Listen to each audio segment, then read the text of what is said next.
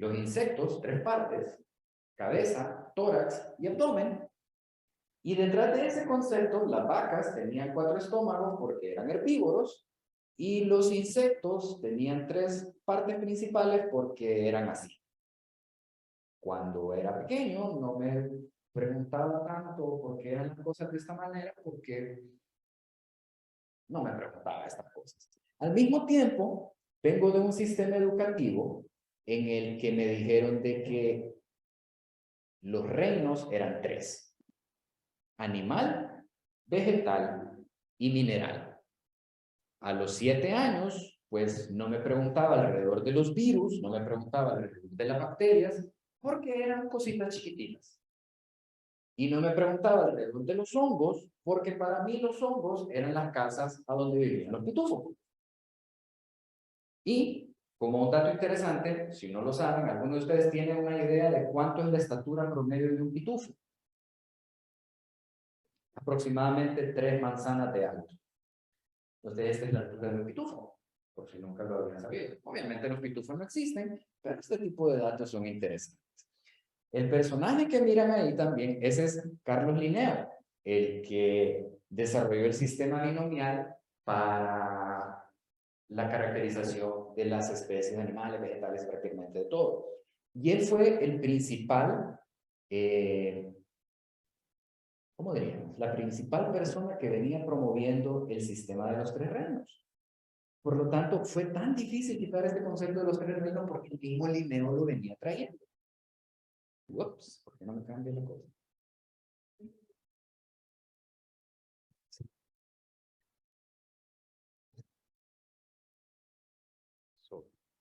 Ups, ahí está Will Smith.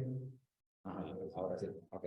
Entonces, ¿qué pasó? Pasaron los años y llegué al colegio. En el colegio me había expuesto a nuevos problemas alrededor de la biología, particularmente la genética. Y en el colegio me dijeron, en un cruce de cobayos, la generación F1 presenta características de pelo hirsuto y no me acuerdo qué cosas. Lo interesante de todo esto es de que yo no me di cuenta que era un cobayo. O sea, yo no sabía que un cobayo era un cuyo hasta que miré esa película, hasta que miré la película de los ratones estos. Y yo quedé como, esos son los cobayos. Yo los conocía como guinea pigs. No, pero son los cuyos. Y en Perú se los comen. Y son ricos. Ay, Dios mío. Y vean qué impresionante. Así como un peruano se podría impresionar de que en Honduras comen wasabi con un gato. Pero son estas cosas. Y me fui dando cuenta cómo este conocimiento tácito que nos dan en la escuela, como quien dice la tabula rasa, que en las clases didácticas han escuchado, no satisface la curiosidad que tenemos como niños, no satisface esa persecución interior del conocimiento. El tiempo pasó y fui a terminar la universidad. Y en la universidad me enseñaron de que la mitocondria, que creo que es algo fundamental que todo el mundo aprendió en la escuela y en la universidad, que la mitocondria es la estructura principal que produce la energía bioquímica para la célula, etc. It's the powerhouse of the cell, como dice el meme en inglés. Muchos años después, yo nunca he visto una mitocondria en la vida real. A pesar de que todos estamos llenos de mitocondrias, tenemos alrededor de 300,000 mitocondrias por célula.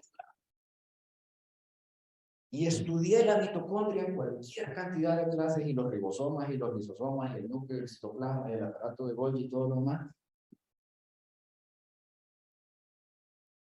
Y estamos llenos de células, pero ¿y esto de qué me sirve? ¿Cómo lo conecto con mi realidad?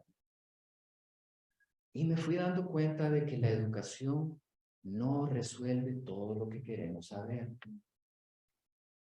No lo resuelve y quedan tantas cosas perdidas, tantas curiosidades que no resolvemos, porque venimos de una construcción educativa en el que se nos dijo, aprenda. Pregunta, aprenda, ya estuvo. Ahora ya sabe que la mitocondria produce la...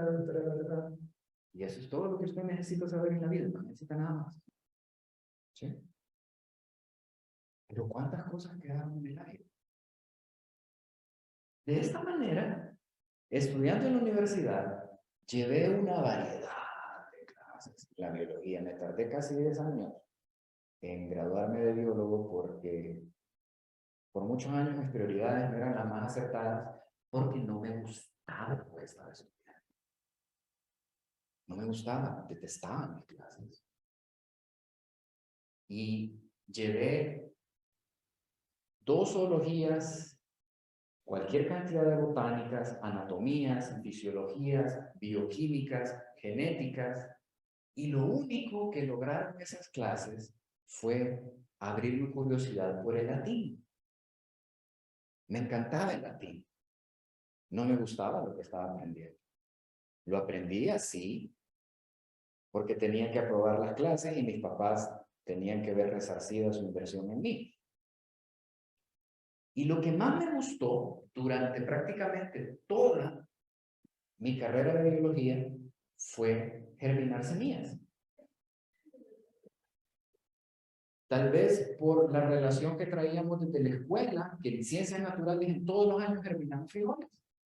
Al punto que este año sigo germinando frijoles y cultivé como 30 plantas en el patio y saqué como 5 libras de frijoles, pero esa es otra historia. Cogito ergo sum, pienso luego existo.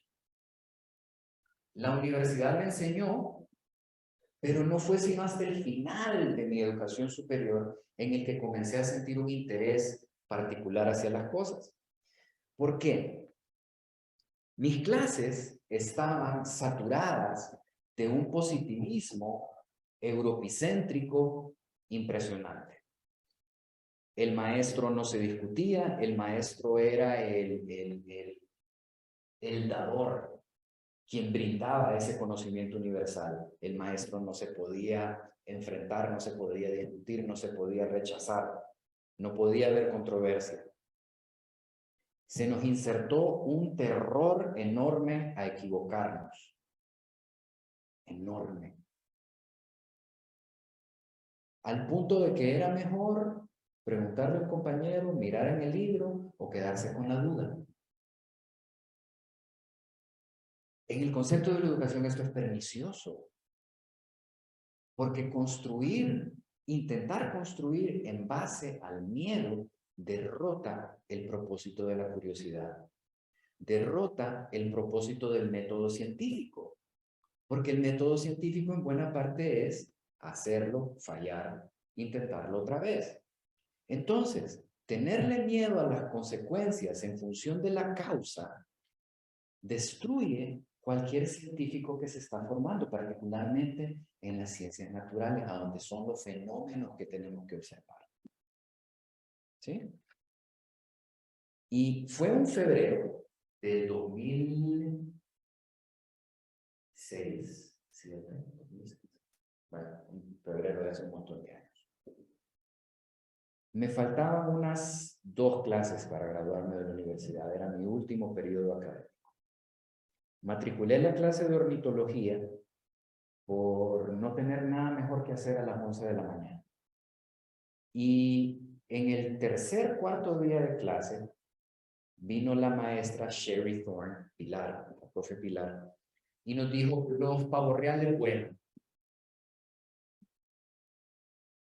¿Perdón? Los pavorreales vuelan. Y años completos de quedarme callado en clase se fueron. Y dije, no, profe, no. Pero sí que vuelven. No, por favor, no vuelan.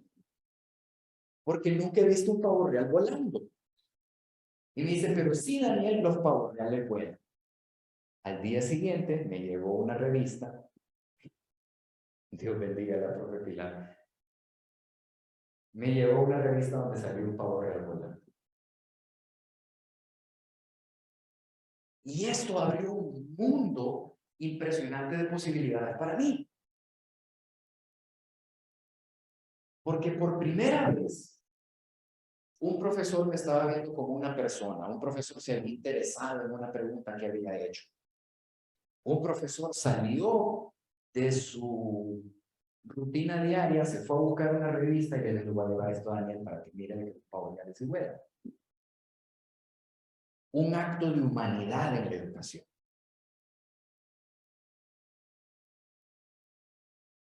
Y es quizás ese acto de humanidad lo que me tiene aquí ante ustedes hoy. ¿Por qué? A partir de esa circunstancia, me di cuenta de que había un mundo completo allá afuera. La botánica, adiós la botánica. Y me tiré de cabeza con los pájaros. Y me di cuenta de que había tantas cosas interesantes alrededor de estos animalitos, comenzando porque son dinosaurios, porque hay unos grandes, hay unos chiquitos, hay unos que vuelan, hay unos que no vuelan. Y en los recientes 16 años me he dedicado a eso, a hablar a la gente de pájaros. ¿Por qué? Me gusta.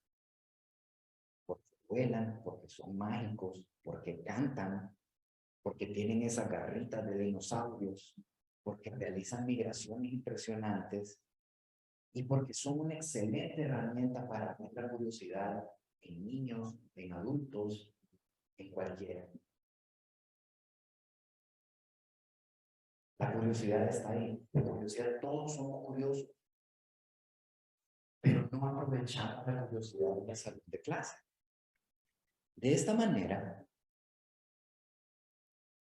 me fui dando cuenta de que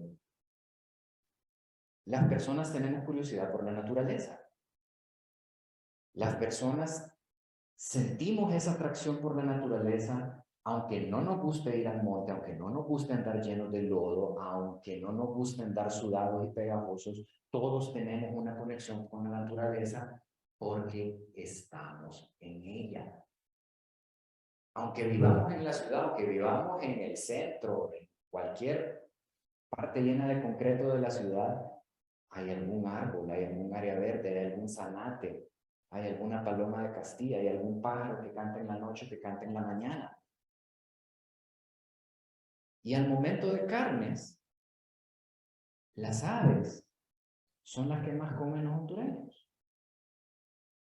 Entonces hay un interés implícito por estos organismos que no estamos aprovechando o que aprovechamos a medias.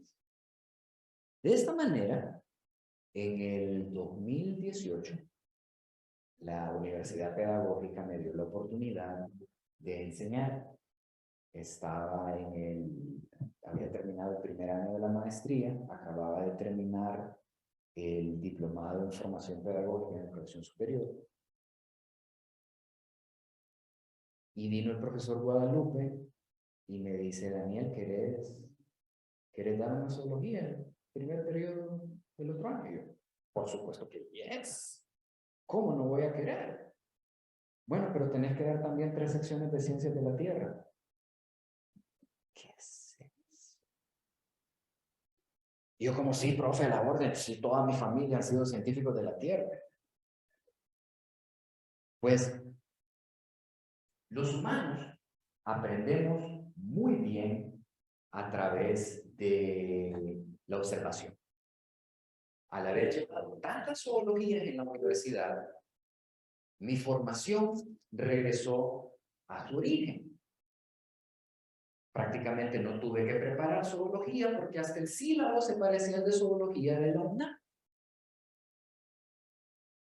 Y zoología, la primera vez que impartí zoología, la impartí exactamente como la recibí en la UNAM. Positivista, estricta, con axiomas complicados, con procesos fisiológicos rebuscados y sobre todo penalizando la ortografía. En cambio, ciencias de la Tierra, como era un tema que me llamaba la atención desde niño, porque desde niño había sido curioso y crecí en un lugar donde no había niños, la curiosidad me la tenía que resolver sola. Pues mirando videos de YouTube, revisando el texto de Ciencias de la Tierra, llegué con una actitud diferente, el mismo periodo. Al punto que todas las participaciones en ciencias de la Tierra comenzaban, los estudiantes comenzaban, ahí en mi lugar hay tal cosa. Inmediatamente vi la diferencia en el contexto, en el interés y en la disposición del estudiante en ciencias de la Tierra y en zoología. En ciencias de la Tierra había más disposición, había más curiosidad, había más confianza, había menos temor. Yo quedé como, aquí tiene que haber algo que no estoy entendiendo. Y sistemáticamente he ido modificando periodo a periodo la manera en que sirvo zoología. De hecho, pueden encontrar el momento más divertido que creo que he servido de zoología, está toda la clase montada en YouTube. Y ahí la pueden encontrar, con memes y divertida que me gusta. ¿Cuál fue la conclusión a la que llegué en este momento?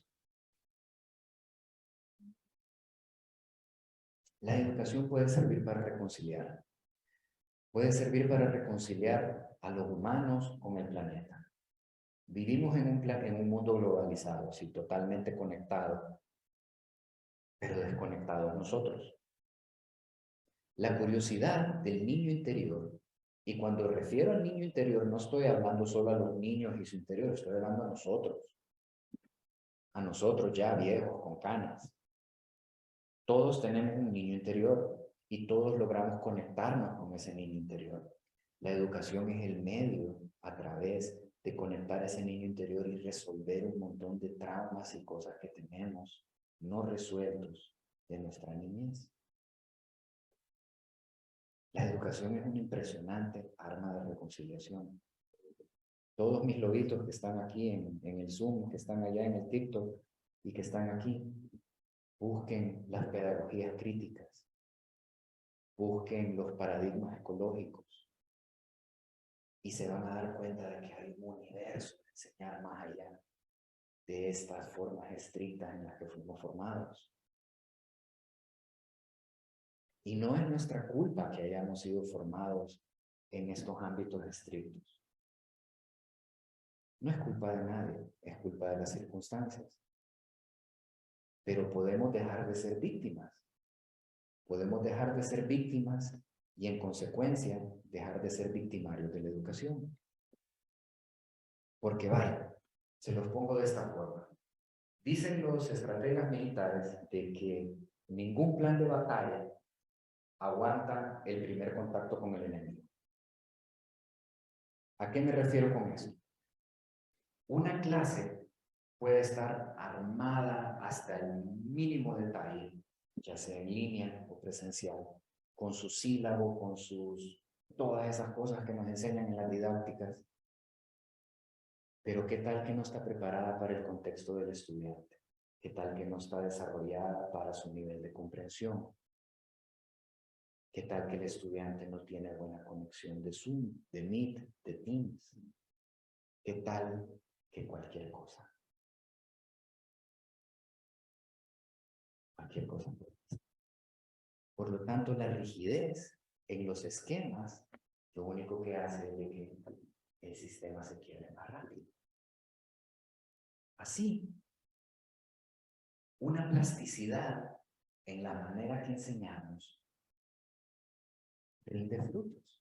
Una plasticidad conectada a la curiosidad, una plasticidad conectada a la cultura general de las personas que estamos enseñando. A la cultura general. 3 ecologías llevé en pregrado. Y en todos los capítulos, en los ejercicios, decía, la reinita de Pensilvania se alimenta de los gusanos, de los olmos, etcétera, etcétera, etcétera. De nuevo, yo no vine a entender qué era una reinita de Pensilvania hasta años después cuando estaba observando aves. Me enseñaron ecología con un modelo para calcular biomasa en nieve. La última vez que vi nieve en Honduras fue en mi sueño, quizás. A pesar de que ha caído nieve en Honduras, eso es un hecho. Pero no es algo así como que vamos a ir a ver nieve. Los contextos tienen que ser particulares, los contextos tienen que ser específicos para las necesidades de nuestros estudiantes, aun cuando estemos enseñando cosas terriblemente abstractas. Podemos humanizar estas circunstancias. Podemos conectarnos con nuestros estudiantes y vernos a los ojos con ellos. Entender por un momento de que así como están ellos en esas circunstancias de temor, nosotros también tuvimos miedo al fracaso, a tener una pregunta en un examen. Y lo primero que le podemos enseñar a nuestros estudiantes es a miedo al fracaso. Y si hay algo que tenemos que enseñar a nuestros estudiantes, sí, tenemos que enseñarles disciplina, tenemos que enseñarles tesón, tenemos que enseñarles también a cometer errores. Tenemos que enseñarles a que esos errores son necesarios, porque solo el que no comete errores, ¿no ves cómo es la cosa? El que no lo intenta no comete errores. Todos aprendemos de nuestros errores y la vida es cometer errores. De mis errores yo he aprendido cosas impresionantes. De mis errores es que probablemente soy docente y me identifico más como docente que como biólogo. Pero esas son.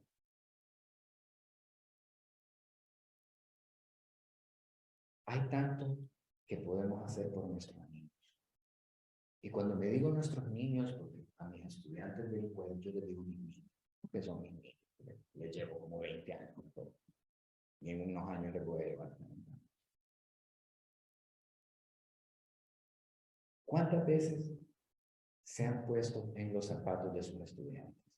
¿Cuántas veces los hemos humanizado?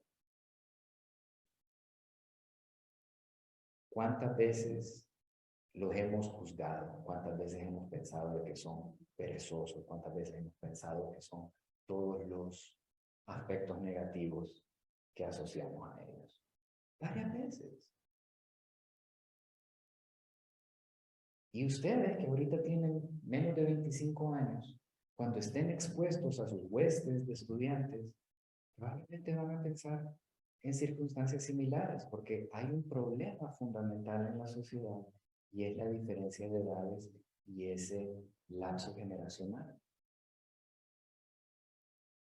Tal vez en español no se siente tanto como en inglés, pero ustedes usan las redes sociales en inglés y van a ver el conflicto de los boomers con los millennials, y los millennials con los X, y los X con los centennials.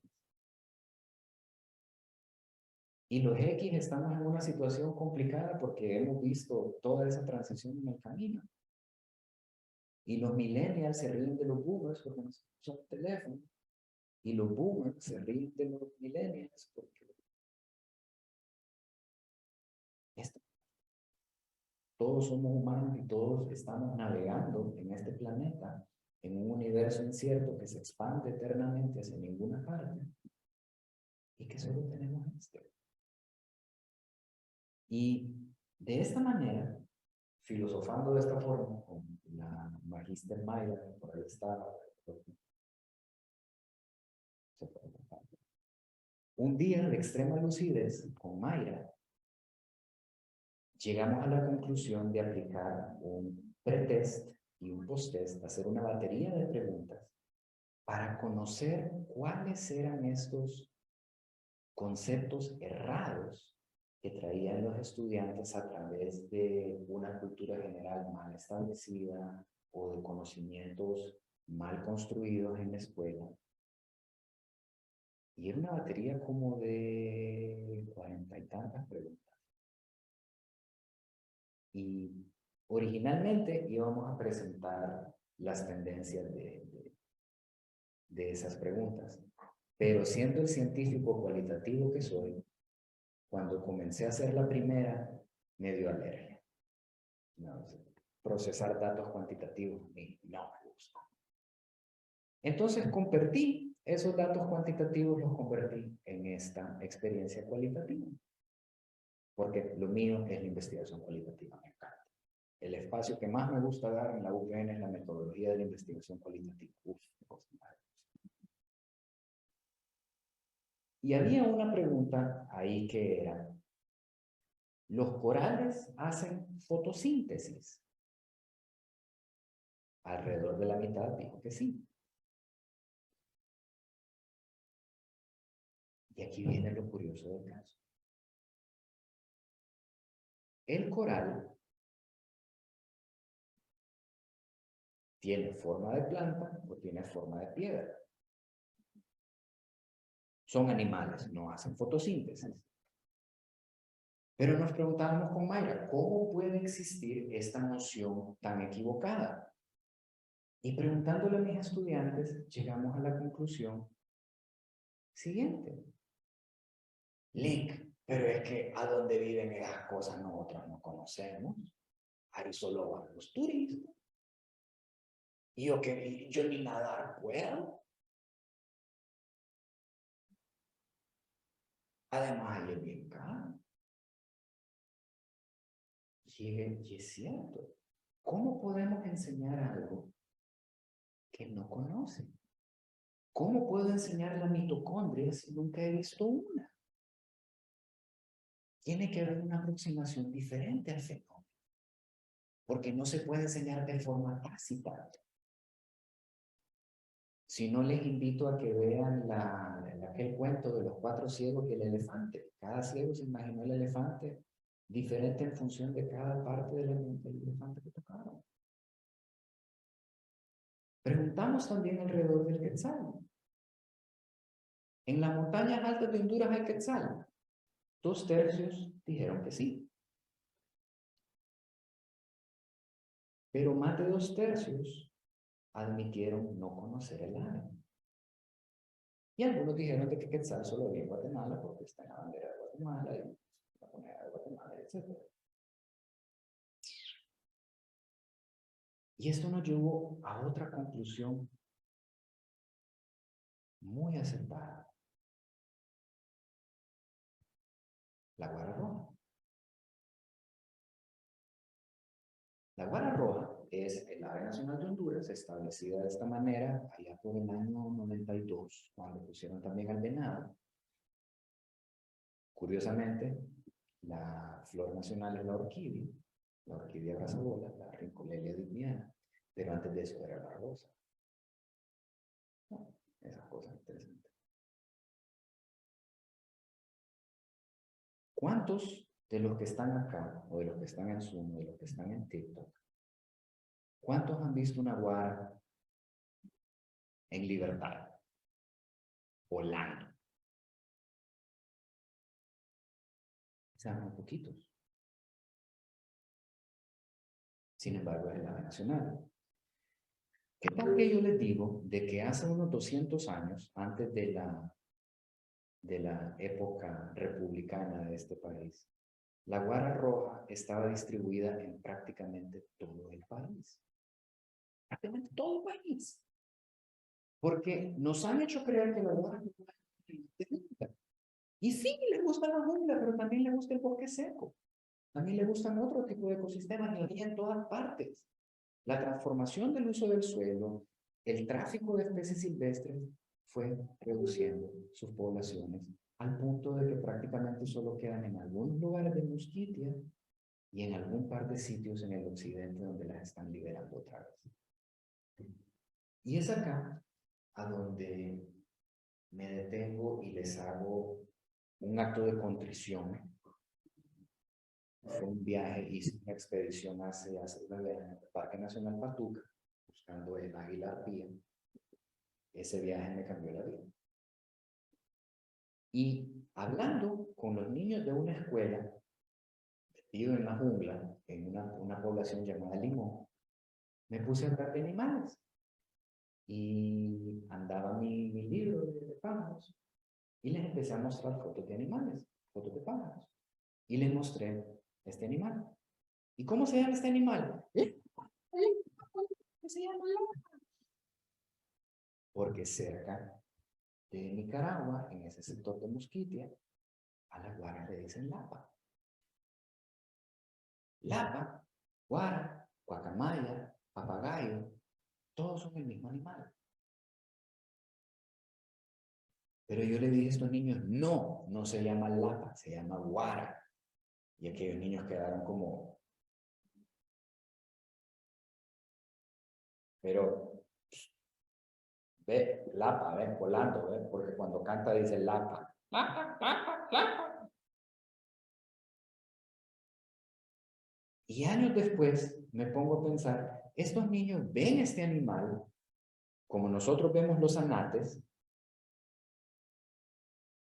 y yo tengo el valor de venir a corregirles cómo se llama un animal que ellos ven en libertad todos los días. ¿Qué clase de colonialismo ordinario es ese? Nosotros no podemos corregir los conocimientos ancestrales de nuestros estudiantes porque es parte de su cultura. Es parte de lo que ellos son. Corregirles este conocimiento fundamental es asesinarles todavía más la cultura que ya está moribunda en nosotros. ¿Sí? ¿Cuántos científicos potenciales, cuántas personas se han perdido para el progreso de la humanidad a partir de comentarios mordaces de parte de los maestros? Pero al mismo tiempo, ¿cuántos de ustedes recuerdan a su mejor profesor? ¿Cuántos de ustedes me van a decir, yo estudio tal cosa porque mi profesor de tal clase me inspiró? Y eso es lo que tenemos que respetar. No es de criticar, sí, es de recordar las cosas que se han hecho mal, pero no satanizándolas, sino que dando la oportunidad para la reconciliación y el crecimiento. Porque existe demasiada división. Y esta división es lo que tenemos que reducir para celebrar nuestras diferencias culturales. ¿Sí? Por ejemplo, hablando de la cultura general, un tema en zoología que doy cuando estamos en el segundo encuentro. ¿Cómo respiran los peces? Y el tema así se llama, ¿cómo respiran los peces? Mis colegas positivistas dirían como, Daniel, esa no es una manera de servir una cátedra a nivel superior. Qué bueno que no lo estás dando vos. Pero es prácticamente decir intercambio gaseoso en los osteídeos. ¿Subo la voz? Ok, magnífico.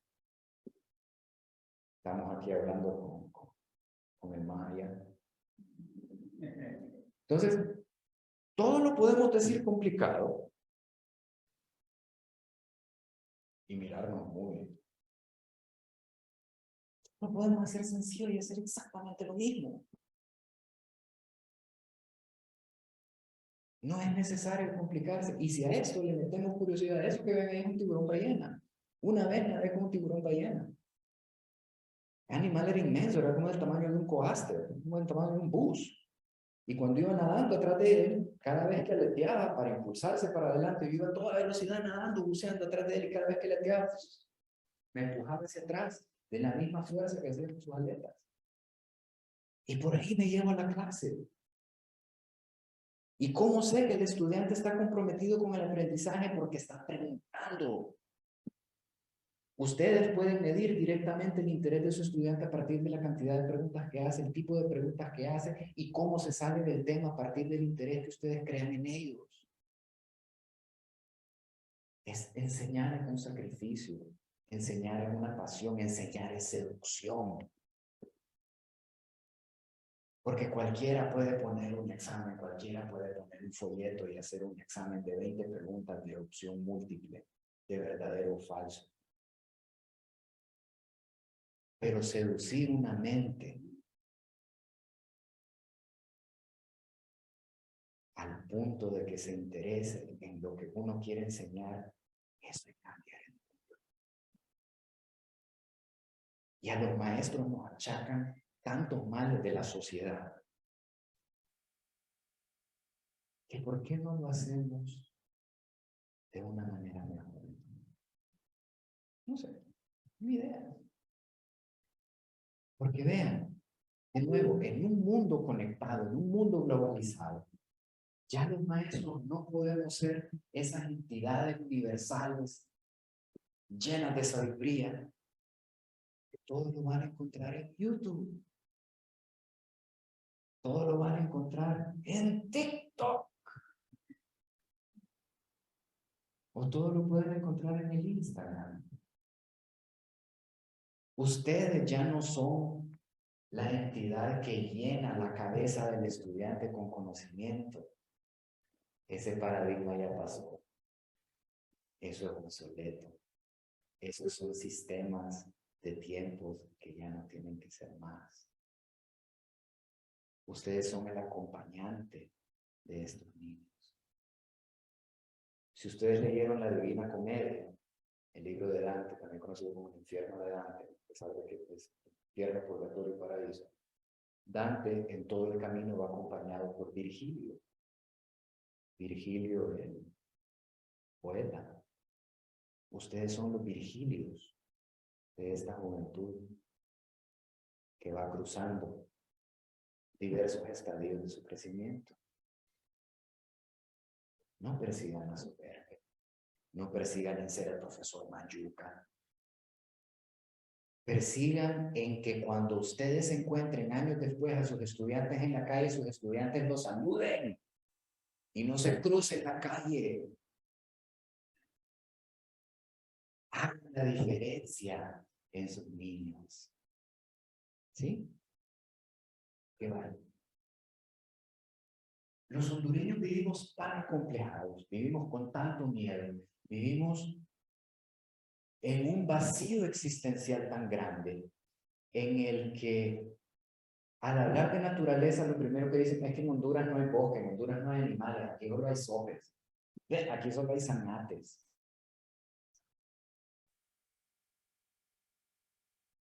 Y me lo han dicho estudiantes aquí en la UPN. ¿Qué tal que yo les digo que aquí en la UPN hay una población de loras que se llevan todo este lado de la ciudad, de lora de Luca María, una especie en estado crítico de extinción?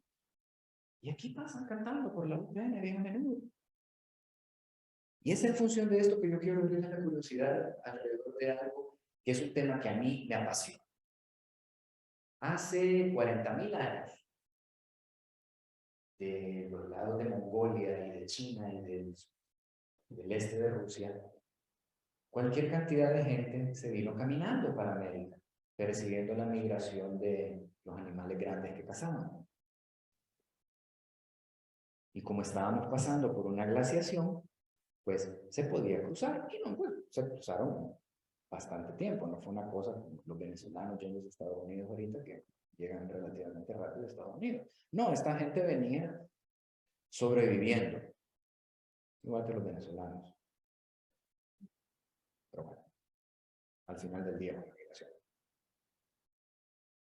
Y hace 40.000 años, estas personas cruzando Beringia, llegando a Alaska, pasando por Canadá, bajando por Estados Unidos, llegando a Honduras, los registros más antiguos de personas en Honduras son hace 10.000, 11.000 años, allá en Marcala, son los vestigios más antiguos de humanidad en Honduras. Y estas personas siguieron y se establecieron. Y vean qué impresionante que no solo se establecieron, salieron adelante, formaron civilizaciones complejas, al punto que cuando Copán estaba en su esplendor,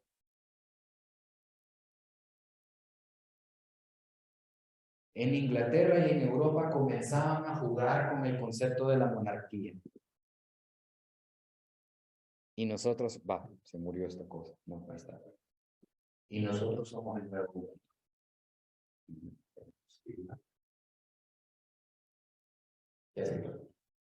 Y nosotros somos el nuevo mundo. Y estas personas tienen que bajar un poquito.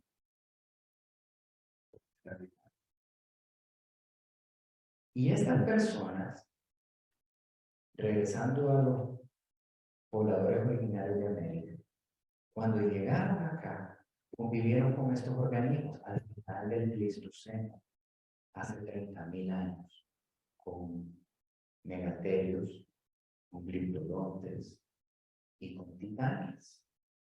Y esos animales ahí donde los ven, eran inmensos. El megaterio era como 2 pisos de alto. El gliptodonte era como una parada de grande. Titanis era como el animalito ese que se ve ahí, un caballo, pero no es un caballo como lo conocemos nosotros, es el caballo americano que era como de un marido. Y probablemente Titanis se comió a uno de nuestros ancestros.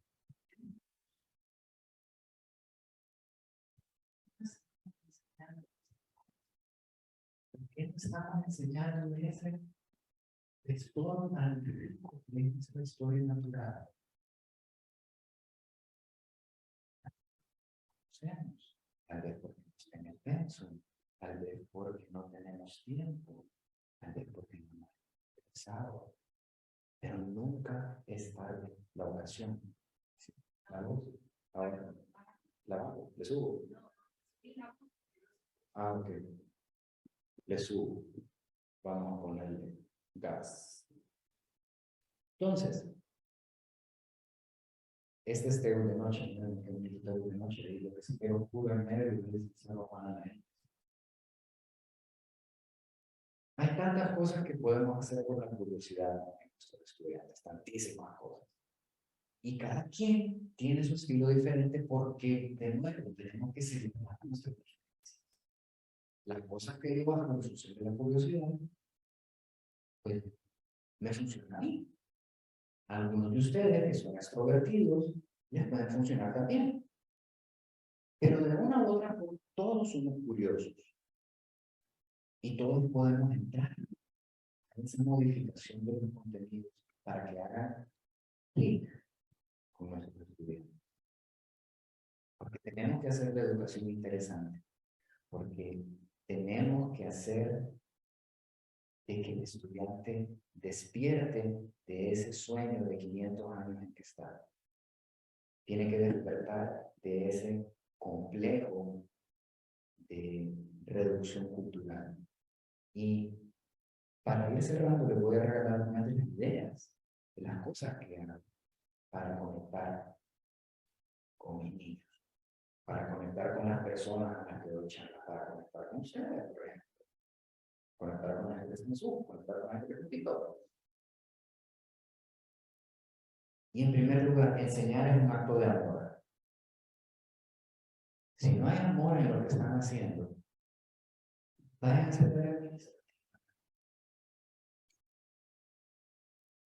Enseñar es un acto de seducción. Enseñar es un acto de encontrarse a sí mismo reflejado en los ojos del estudiante. Enseñar es un acto de humildad. Enseñar es un encuentro entre generaciones.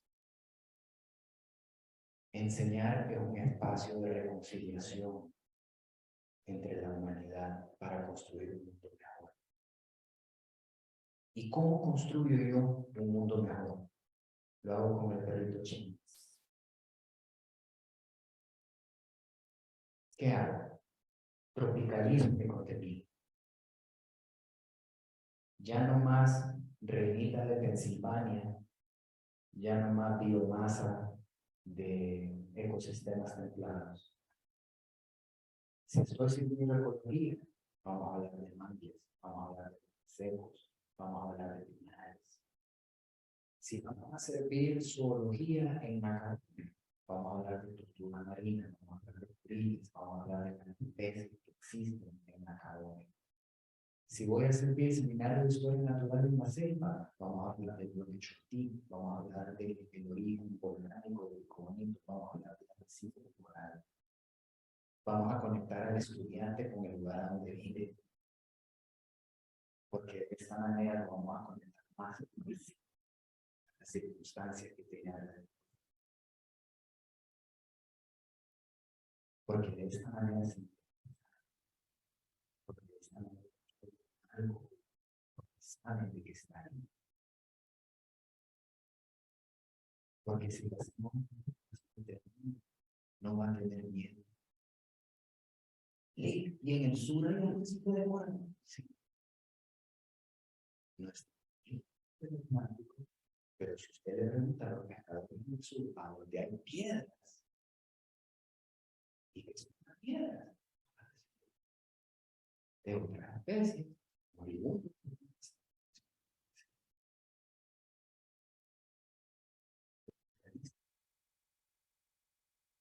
Y hago transposición didáctica, muchísimas más. ¿Y cómo hago esa transposición didáctica?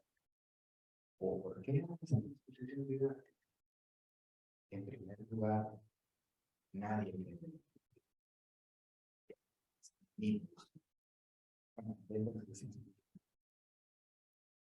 pero un paper duro no lo quiero ver. ¿Qué hago? Me busco en YouTube el mismo paper explicado todo, o me busco el mismo paper explicado por alguien que le gustó el tema, o lo busco.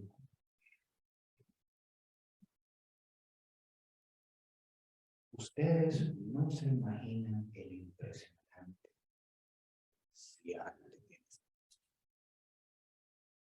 Y hago énfasis en TikTok porque en 10 meses de usar TikTok he aprendido más de la cosmovisión del hondureño que en toda mi vida. TikTok, al ser un espacio prácticamente anónimo, yo hago un video sobre la water bottle, me van a entrar 50, 60 comentarios. Y de esos 60 comentarios, me 35. ¿Dónde vive la water? ¿Cuál es el color? ¿Cómo es la diferencia de la última? Y alrededor de esto me estoy dando cuenta qué es lo que a los hondureños les interesa de la naturaleza, cómo concibe la naturaleza, cómo la interpreta y cómo la aprecia. Hay muchos si son extrovertidos para que utilicen al máximo las redes sociales. TikTok, YouTube, Instagram y todas las demás que vengan. Ayuda. Esos microcontenidos, un TikTok. Cuando nosotros nos dicen, tiene que hacer una mini clase de 1 minuto. Uy, no, una mini clase de 1 minuto. Es difícil, sí. Resumir un tema en 1 minuto. ¡Wow! Y que un TikTok bueno solo puede durar 15 segundos para ser realmente viral. En 15 segundos no hay nada.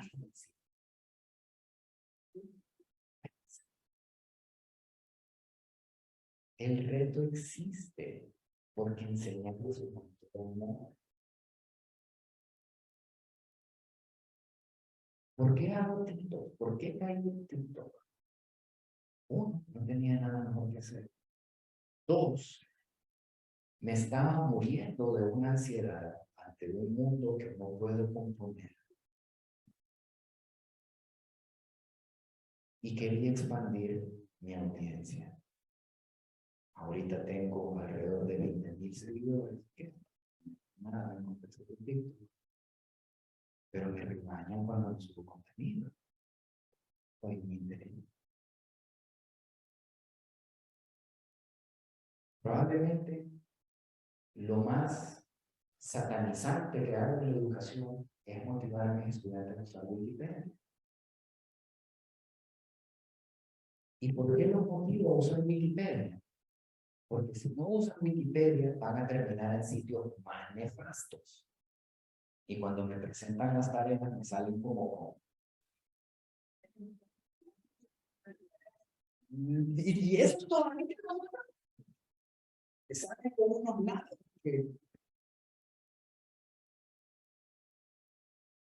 Bueno, en buena parte me salen con blogs, ¿sí? Y el blog es peligroso porque el blog es una opinión. Wikipedia es editado. El otro día, que es la que no me va a dar, metí una página de Wikipedia y la edité y puse mi nombre. A la semana me había quitado el nombre. Wikipedia está siendo editada constantemente por el diablo, no sé, alguien edita la Wikipedia. Y enseño a través de Wikipedia, haciendo la sanidad para enseñar. Vean de dónde salió la información. Sean ociosos. ¿Sí?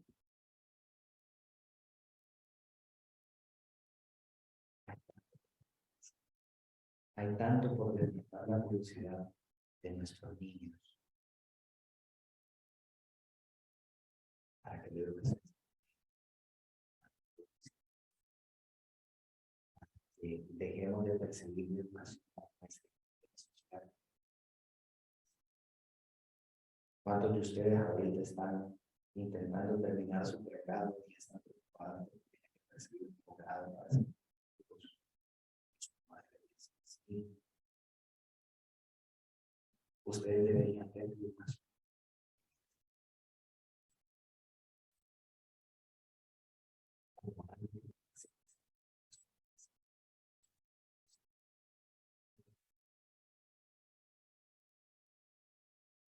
A mí, la educación.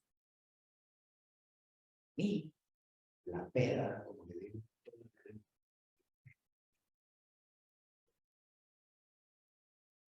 La primera vez que yo fui expuesto a una pedagogía, yo me metí a estudiar educación sin ni siquiera saber qué era pedagogía. Yo me metí a estudiar educación porque estaba aburrido y quería saber. Y llevé una clase de corriente pedagógica. Y me mostraron un video que estoy seguro que todos han visto, y es el de la niña que va a la escuela y le ponen a dibujar una flor, y la maestra le dice que la flor no es así, y la profesora le dice, no, todavía no empiezas a dibujar, no, dibuja de este color.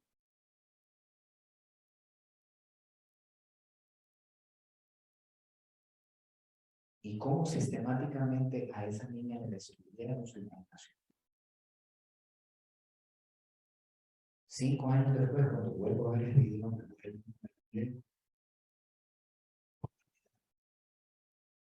tanta tristeza de que sistemáticamente destruyamos a la niña interior. Y que nosotros crezcamos siendo adultos con niños interiores no satisfechos.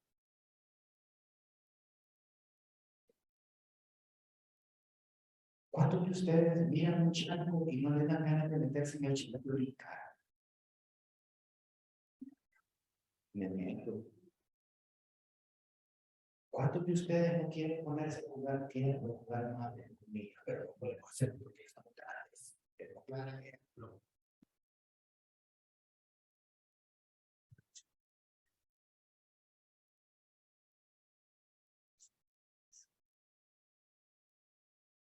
En este mundo incierto que nos queda, porque el mundo es incierto.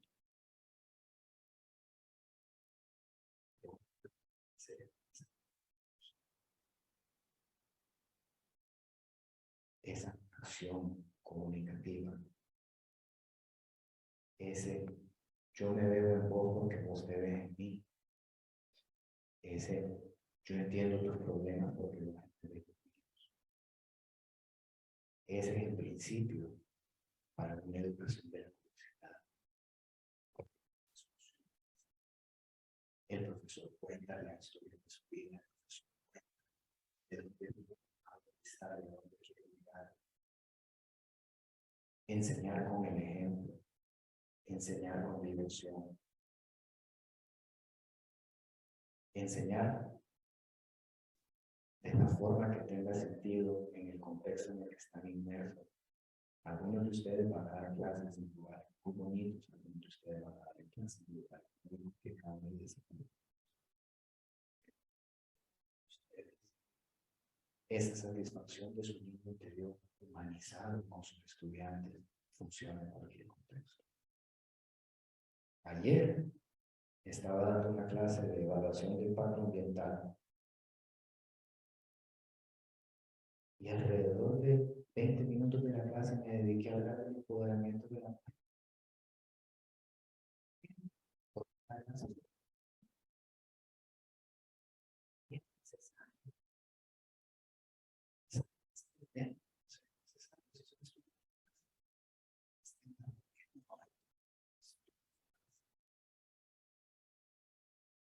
Si el estudiante tuvo esa fortaleza visceral de hacerle una pregunta, dígnense y denle una respuesta bonita.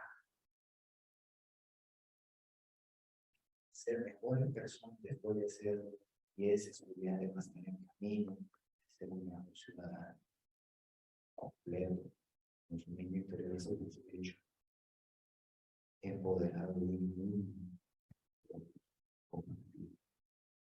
y con ciertos instintos, lobos, te amo mejor siempre.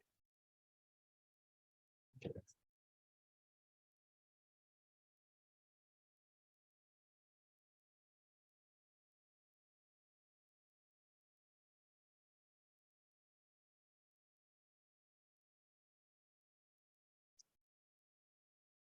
Muy bien,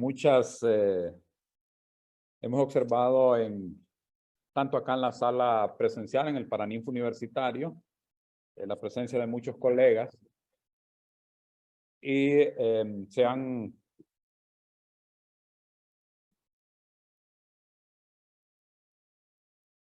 unido a esta reunión más de 200 personas a través del Zoom y los colegas estudiantes, jóvenes estudiantes, damas, caballeros, las autoridades de nuestra universidad que se han hecho presentes también a esta conferencia híbrida que nos ha dado el compañero Luis Daniel Izquierdo.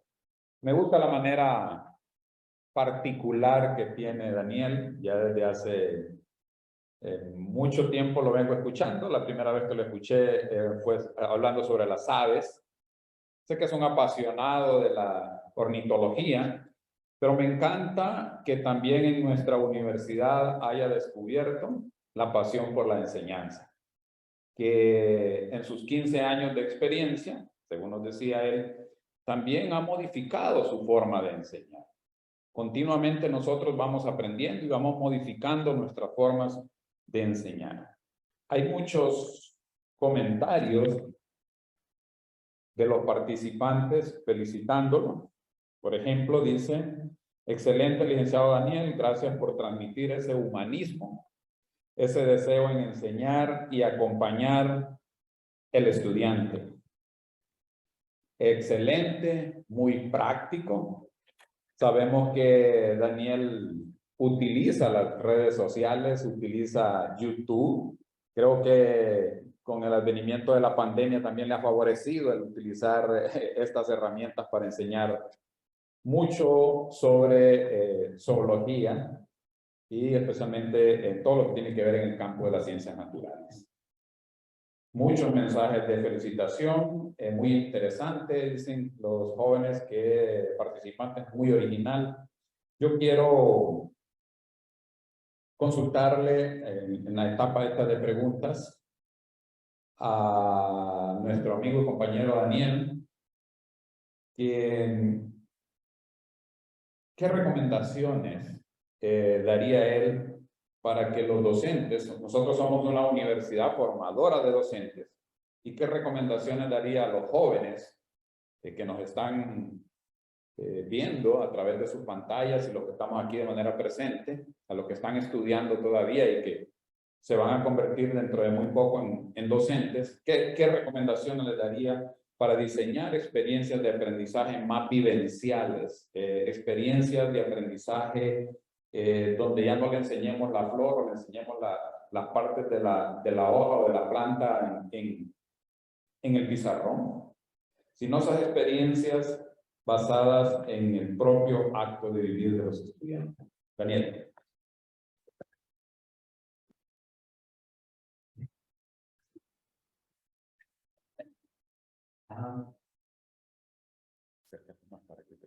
¿Te puedo decir la verdad? Te puedo decir no. Si quieren me preguntan. Pero no, la verdad es, y le va a parecer una locura, pero Así como hay una cátedra mosánica, podríamos construir una cátedra de cosas virtuales, una cátedra de construcción de tipos, una cátedra de construcción de masculinidad. Y enfrentar al estudiante no solo construir un documento de 1 minuto, sino de también de llevarlo en un contexto de una ley que no tenga reglas, que sea caos, porque del caos que fue el Big Bang, de ahí salió el estudiante que da que darle reglas, sí. Hay a 9:16, 1 minuto, enfocado acá, corte de tanto. Hay reglas, sí. Pero bien, eso tiene que ser estudiante y no de contextos establecidos.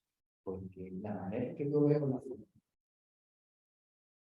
que a mí me preguntan, yo les voy a decir, la verdad es una cosa.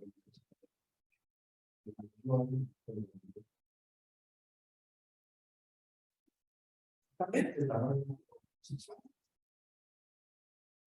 y es chistoso. Y es un conector. Y la persona se queda 5 segundos más viendo lo que está diciendo. Y como son homosexuales, están impuestos por estándar, y se van por ahí. Y hay que ser mucho de eso. Los conocimientos disciplinares hay que seguir.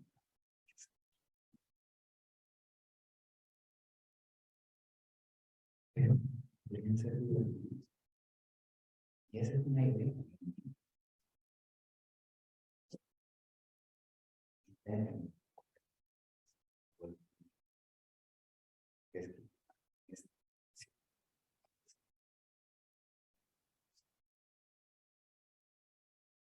Muy bien, muchas gracias al licenciado Luis Daniel Hermer. Parece que tenemos alguna otra consulta.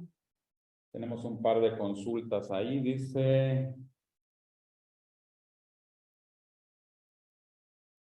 ¿cuáles son las estrategias de enseñanza de la zoología desarrolladas para la formación docente?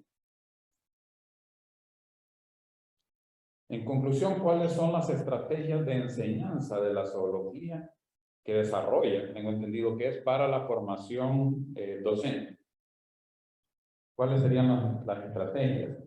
Y otra pregunta aquí, que como tú eres amante de las redes sociales también, ¿cómo sale TikTok? Entonces, vamos a dejar a compañero que nos responda. Y a ver, la primera, ¿cuáles son las estrategias didácticas de enseñanza? Ok, si yo estudiamos en clase, estas son mis clases. Mis clases son así. Esta es mi clase. Es lo que es. Cada 15, 20 minutos me detengo, comentarios, preguntas. ¿Qué no entendieron? A ver, todo de un solo no. Y miro cómo anda el interés del estudiante. Admito que es más difícil en espacios remotos. Es más difícil hacer esto por Zoom, por Meet, por Teams. Porque por diversas circunstancias los estudiantes tienen que tener la llamada. No podemos estar con los micrófonos prendidos por el verlo de y es un poquito más difícil.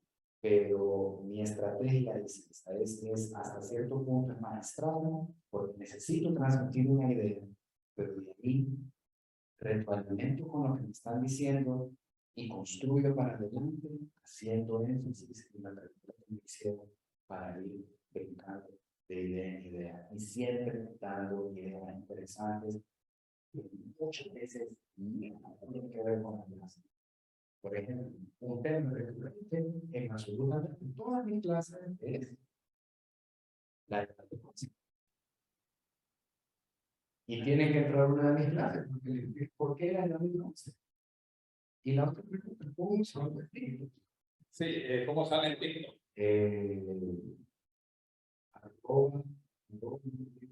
o biología zen, biología Z, zen, etc.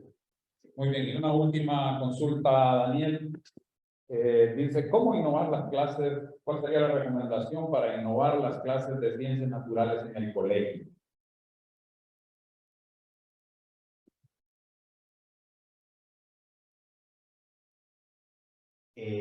Hacer paz con la directora o el director de esa área. Ciencias naturales es una cosa que no se puede enseñar. ¿Cómo pueden enseñar acerca del suelo si no van a en la tierra? ¿Cómo pueden enseñar de sapos si no se van a meter en una ñanga? ¿Cómo van a enseñar de turiles si no se van a meter en el... Y obviamente no van a meter a 65 en manglar porque... Pero se pueden encontrar el camino. Las ciencias naturales es de tocar. A los humanos les gusta tocar, a los niños les gusta tocar, y nuestro niño interior es el que debe ser para hacer como es el correcto. Tiene que haber, lo primero que tiene que haber es mirarse los ojos con el directivo de la institución, porque si no van a caer mal. Y eso pasa bien. Hablen con ellos y expongan su idea. Muy bien, agradecemos al licenciado Daniel que nos ha explicado en la última consulta cómo mejorar las clases de ciencias naturales. Yo quiero amarrarlo con una cita o con una que dice, si queremos aprender a andar o a ir en bicicleta, aunque es importante la teoría, en este caso la práctica y la experiencia serán esenciales. Así que creo que por ahí va la idea de nuestro colega. Vamos a continuar con la entrega del diploma de reconocimiento en nombre de las autoridades de la Universidad Pedagógica Nacional Francisco Morazán, la Facultad de Ciencia y Tecnología. Agradecemos a Luis Daniel Gerber Sánchez por su excelente participación, su colaboración en desarrollar la conferencia hacia una pedagogía de la curiosidad, experiencias en la enseñanza de la zoología. En el tercer congreso de la Facultad de Ciencia y Tecnología de la Facultad de FACIL, los nuevos escenarios de la educación, llevado a cabo del 12 al 14 de octubre del presente año. Firman el magíster Bartolomé Chinchilla como vicerrector académico y el magíster Carlos Aguilar, decano de la Facultad de Ciencia y Tecnología. Quiero aquí, que estamos de manera presencial, invitar a la vicedecana Alba Rosa González Sauceda para que le haga entrega de manera física el diploma a nuestro compañero Luis Daniel.